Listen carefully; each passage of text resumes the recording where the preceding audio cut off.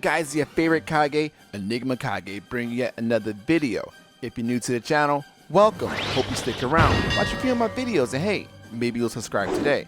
So check it. Last week or so, I was asked the question, if I could add one character from each series in Jump Force, who would they be? I really didn't want that smoke because that means the video would be extra lengthy, but you know what? After the crap Spike Chunsoft put us through last week, let's just go ahead and have some fun with this. This isn't who I want for Season 3, it's more so a collection of characters that could fit into the Jump Force mold. For this list, I will be using the costume theory, so characters such as Ace, Sanosuke, and Corollo are out. Jump Force is represented by 17 series. Boruto counts as Naruto franchise, and Death Note has no playable characters, so that makes this a 15 character spread. I'll list my characters and reasons for why they will make sense in Jump Force, and if you agree with these, please drop a like for your boy.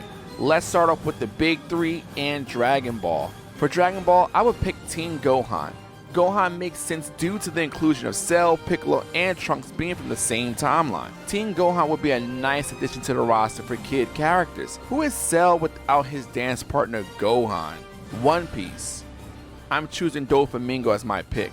Yes, Katakuri was one of my original picks a while back. We had the Whole Cake Island stage, and he sort of fits in, except the man is 12 feet tall. That's twice the height of Blackbeard, and you already can't even see it over Blackbeard half the time you're in a match. Doflamingo has ties with Law, whose model comes from Dressrosa as well. One Piece is the only cover series with one villain, and quite frankly that needs to change. Naruto series was a tough one, because they have plenty of characters to choose from, but I decided to give Boruto his buddy Sarada. Sarada has ties with Boruto and would be an ace female character to join the games since Bandai Namco made sure Sakura didn't get on the roster. Bleach. We all banked on Byakuya, and somehow Yoruichi has made the roster over him. To be fair, both Byakuya and Kenpachi were both supposedly going to join the Jump Force roster, but was scrapped during development. If they didn't get in Season 2, then the chances of them making it in Season 3 are very slim. I'm choosing Yhwach. Yhwach being the final villain of the series, plus with the return of Bleach anime, makes this choice a lot easier. I don't know how they'll do his almighty, but I can assure you Spike Chunsoft would go the extra mile for him. Moving on to the rest of the roster, YuYu Hakusho, Kurama. Kurama would be enough to form a good three-man Team Urameshi and have the community hype. Kurama Rose Whip would probably play similar to Kurapika's chains.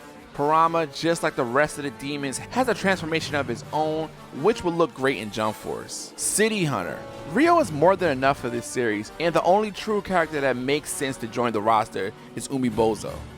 Umibozo is an ace sniper and a heavyweight character that Jump Force could use, but like I said, Ryo Saiba is more than enough representation for that series.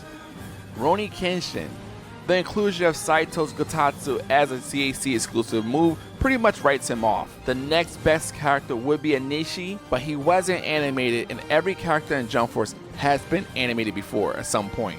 I'm going to go with Aoshi and his double Kodashi. Aoshi is yet another swordsman character that could be fun to play with, but putting him in a season pass would probably look pretty odd, depending on who else is in that pass of some sort. Yu-Gi-Oh! Yami Merrick is the only true choice. I mean, we can go with Jonochi, but come on, Merrick completes the Egyptian God Cards trio and falls right in line with the Battle City finalists. I was so certain he was going to make the cut. I even placed him in my Season 3 wish list at one point. Moving on to Fist of the North Star. After watching Hakusho no Ken 1 and 2 and seeing Kenshiro's ultimate paying homage to his brothers, it's only right to add Kaio to the lineup. Rao is long and gone, guys, and there's only one person that comes to mind that brings the same sort of intensity, and that's Kaio. Moving on to the Dragon Quest pick. Look, I know what you guys are thinking. It's obviously Pop. Well, no, I seriously wouldn't even put him in. Hyankuro is such a better character and just as popular as Pop was in the past. I wouldn't mind seeing Pop join the roster, but personally I really hate his character and always have. At least with Hyankuro, you get cool armor and an amazing spear. Saint Seiya. Hyuga and Shun were both scheduled to be a part of the roster, just like Byakuya and Kenpachi, they were scrapped. The only other Saint I personally want to see join the roster is Phoenix Ikki. Ikki brings that intense fire and will look great in this game. I mean, we have enough fire characters as it is, but I mean, he will look kind of gorgeous in 4K, if I'm being honest. Finally, down to the final 4 series: Black Clover, My Hero, JoJo, and Hunter x Hunter. Let's just get Black Clover out the way. Yuno's Golden Dawn uniform scares me a bit, guys. I'm not even gonna lie. Yes, his vice captain attire is slightly different, so it doesn't necessarily rule him out. However, I'm going to have a clean slate with Captain Yami. Captain Yami is yet another swordsman, yet another mentor character, and another dark user. I mean, he checks all the boxes for Jump Force characters. But seriously, Yami and Yuno are my first priority picks when it comes to representing Black Clover. My Hero Academia. If I had to add another character, it would definitely be Mirako. Yes, Mirako. Everyone's favorite bunny hero. Plus, she's another female character that the game could possibly use. I mean, she's strong, she's beautiful, fast. The thing is, My Hero honestly needs either a villain or a female character. Uraraka is 100% not coming. They gave us her outfit and her moves, but Mirako would be amazing. Sorry, Shiggy fans. Hunter x Hunter spot was really tough. Leorio was an option, but the passing of his voice actor rules him out. Corollo's outfit is coming to the game, so I'm ruling him out. Kite is technically dead, but we know he was reborn during the Chimera Ant arc. Sorry, spoiler. If we could somehow get some Jump Force custom Kite playable as a female version, I think that would be pretty awesome. But of course, that's a cop-out answer. I'm sorry, guys. Kite reborn, that's my pick. Finally, the JoJo pick. Normally, I would have stayed with part 3, but Spike and Bandai obviously did not care about the timeline.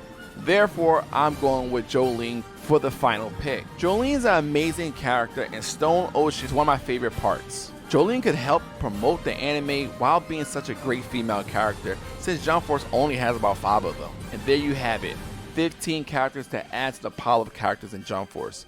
How is my list? Sound off in the comment section below. And as always, I'm Enigma, signing off. Peace, guys.